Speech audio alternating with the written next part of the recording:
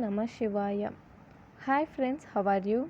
In this video, we are going to learn about the factors providing stability to the shoulder joint. Okay, the factors providing stability to the joint are as follows: rotator cuff, coracoacromial arch, long head of biceps tendon, glenoid labrum. Okay, these four provide the stability to the shoulder joint. Once again, rotator cuff. This rotator cuff also called as musculotendinous cuff, coracoacromial arch, long head of biceps tendon, glenoid labrum. Okay, we learn about one by one. First, rotator cuff. The rotator cuff, also called as musculotendinous cuff, is formed by the blending together of the tendons of subscapularis, supraspinatus, infraspinatus, teres minor around the joint capsule. The rotator cuff or musculotendinous cuff is formed by the blending together of the tendons of subscapularis, supraspinatus, infraspinatus, teres minor around the joint capsule. See this figure.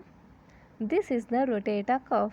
Okay guys, this is the rotator cuff, and the rotator cuff is formed by the blending together of the tendons of guys, okay, not direct the muscles, tendons of supraspinatus, infraspinatus, teres minor and subscapularis, okay, around the joint capsule.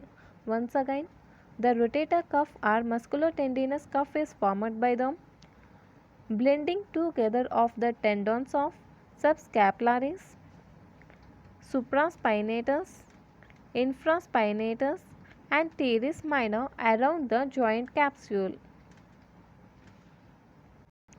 The tone of rotator cuff muscles grasp the head of humerus and pull it medially to hold it against the smaller and shallow glenoid cavity.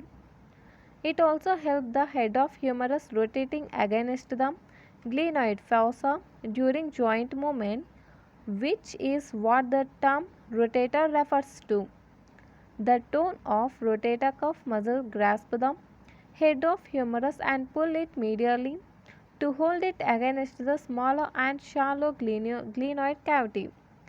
It also helps the head of humerus rotating against the glenoid fossa during joint movement, which is what the term rotator refers to. See this figure. Assume this hand as the rotator cuff. Okay. See here, subscapularis. Just assume guys, subscapularis, supraspinatus, infraspinatus and teres minor. Subscapularis, supraspinatus, infraspinatus and teres minor. Okay. These muscles grasp the head of the humerus against medially to hold it against to the glenoid cavity. Okay. These muscles hold the head of the humerus, and these muscles pull this head of the humerus medially to hold it against the glenoid cavity. Okay, this is the main role of the rotator cuff.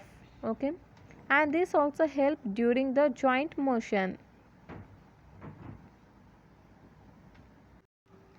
The coracoacromial arch forms the secondary socket of the glenohumeral joint and protects the joint from the above and prevents the upward dislocation of the head of humerus. Once again guys, coracoacromial arch forms the secondary socket of the glenohumeral joint and protects the joint from the above and prevents the upward dislocation of the head of humerus. Next, role of long head of biceps brachii in stability of the shoulder joint. Long head of biceps brachii passes above the head of humerus intracapsular, hence prevents its upward displacement. Next, role of glenoid labrum provides protection by deepening the shallow glenoid cavity. glenoid labrum, deepening the shallow glenoid cavity.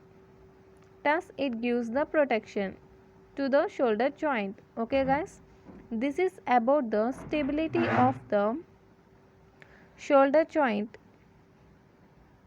If you like my explanation, please like, share, and don't forget to subscribe and don't miss the notifications. Thank you, guys.